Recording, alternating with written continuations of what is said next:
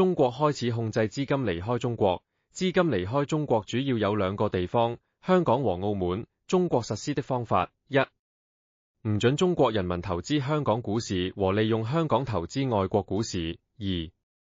阻止中國大量金錢去澳門賭錢。最近發現賭場派牌黑盒出老千，叫中國人民以後不要去澳門賭錢。其實賭場派牌黑盒出老千，中國政府20年前已一早知道，不過唔出聲，打擊以上兩點，便可以立刻阻止資金離開中國，這樣肯定會打擊香港和澳門經濟。但中國共產黨不會理會，所以點解中國政府時常叫香港和澳門要自己想辦法做到經濟轉型？中國政府20年前已有計劃做以上兩點。共產主義根本係冇炒賣股票和賭錢這兩件事，賭場派牌黑盒出老千根本係真實情況，只係現在中國政府才批准講出來。習近平唔怕同台灣開戰，所以點會怕香港失去國際金融中心地位和唔怕澳門賭場冇人去賭錢？